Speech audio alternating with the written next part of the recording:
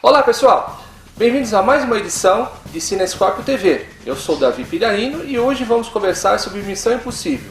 A franquia dos filmes para o cinema está indo para o 5º longa-metragem, mas poucas pessoas sabem que esses longa-metragens são baseados numa série de TV de muito sucesso dos anos 60. Então vamos ligar a nossa máquina do tempo e voltamos já, hein?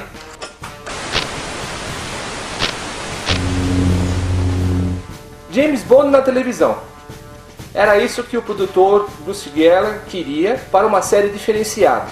Cansado de ver sempre as mesmas séries na TV, na época dos anos 60, eram basicamente sátiras de espionagem, como Agente 86, o Agente da Uncle e outras séries, Bruce Geller então resolveu criar um conceito diferente, trazer o mesmo conceito de ação e aventura por uma série de televisão semanal. Então ele criou um formato chamado Briggs Squad. Era um grupo de agentes da inteligência americana, liderados por Daniel Briggs, que fariam missões especiais para o governo americano.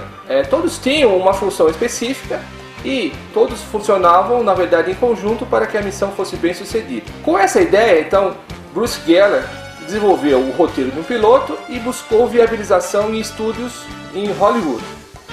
Foi bater na porta da Desilu, que era um estúdio que fazia muitos programas de TV na época, e a dona do estúdio era Lucille Ball.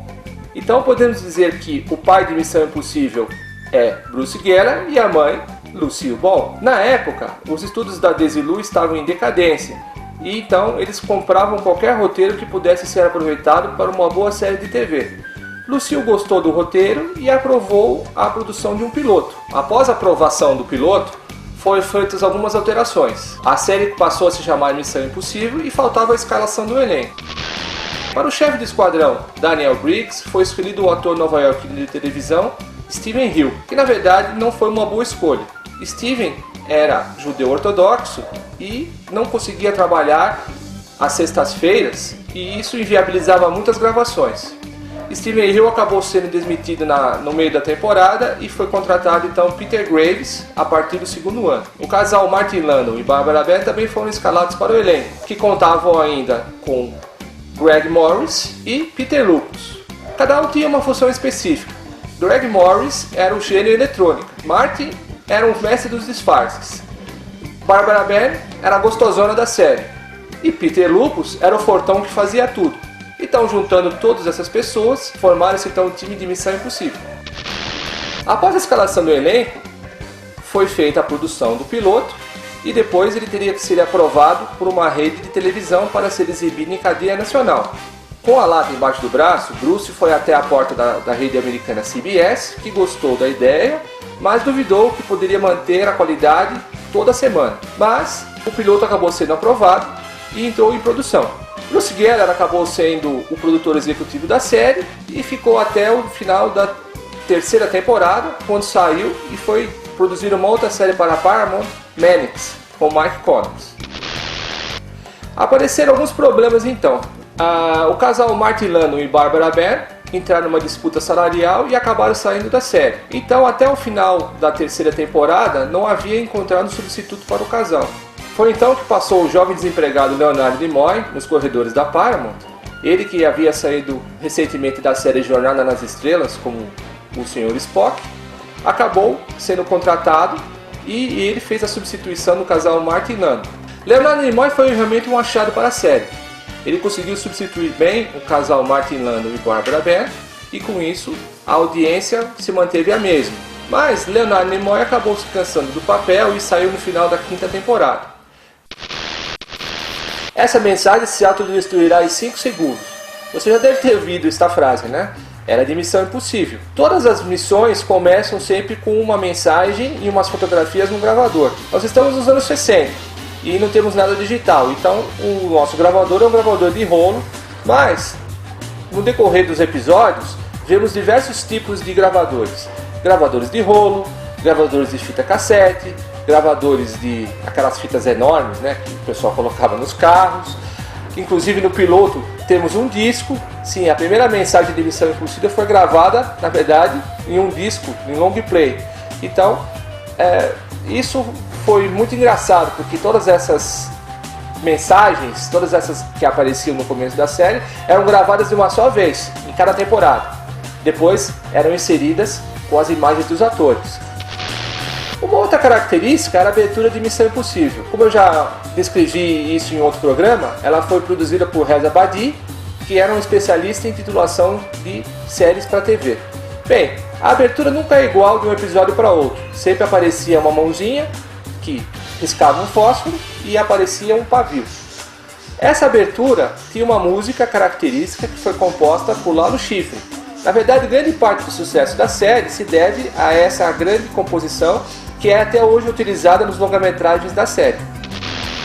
A série foi considerada amoral, porque eles tinham que fazer de tudo para que a missão fosse bem sucedida: roubar, trapacear, mentir e até matar. Graças à equipe de efeitos especiais, muitos aparelhos que foram usados na série foram adaptados de aparelhos reais, como aquela pistola laser que Barney usa para derreter qualquer coisa, pedra, aço, concreto.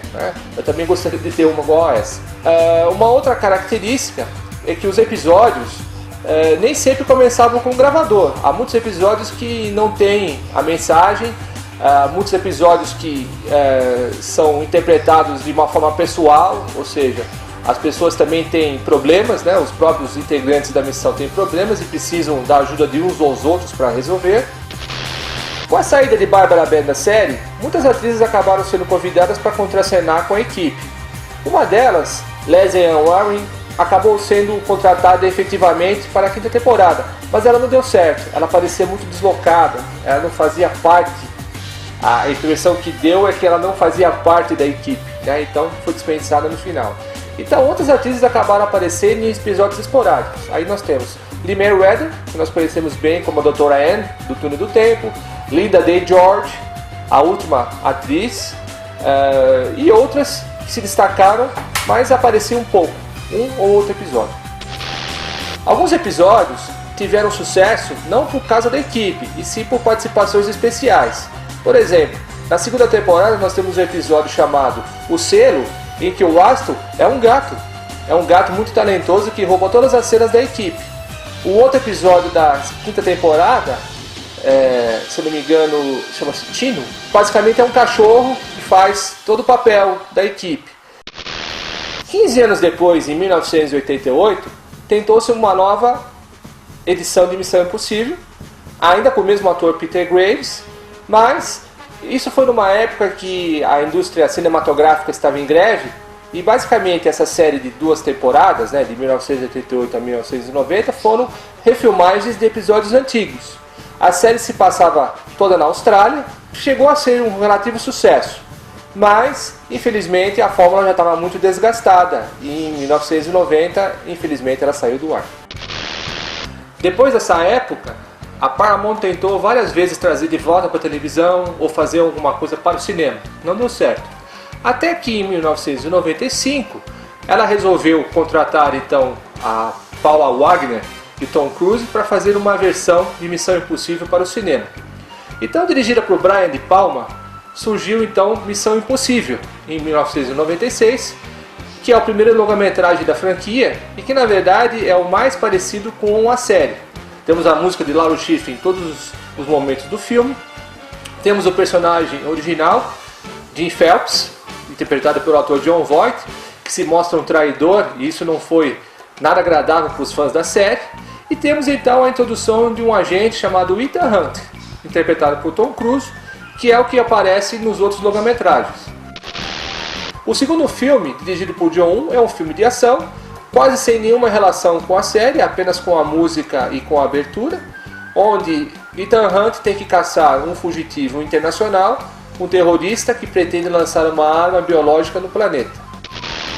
O terceiro filme é uma tentativa de reencontrar as características da série, onde Ethan Hunt tem que caçar um fugitivo internacional e toda a sua equipe acaba trabalhando em conjunto para isso. E o quarto filme, O Protocolo Fantasma, é um filme totalmente distanciado da característica original do seriado, onde só mantém a música e a abertura da série, e está mais para um filme da série Bourne do que realmente Missão Impossível. Bem pessoal, se você quiser assistir ou colecionar, então aqui vai uma dica. As 7 temporadas de Missão Impossível estão disponíveis em DVD aqui no Brasil. A primeira temporada tem a dublagem original dos anos 60, as outras não. Os 4 longa-metragens de Tom Cruise também estão disponíveis para venda ou locação pela Paramount aqui no Brasil. Então, se vocês quiserem alugar, corram para a sua locadora preferida. Ou se quiserem comprar, vejam a descrição aqui embaixo o link para a compra. Não se esqueçam, dê um like, favorite e se inscrevam no canal. E não se esqueçam de consultar a nossa página www.cinescopiotv.com. Eu sou o Davi Piraino e essa foi mais uma edição de Cinescópio TV. Obrigado e até lá!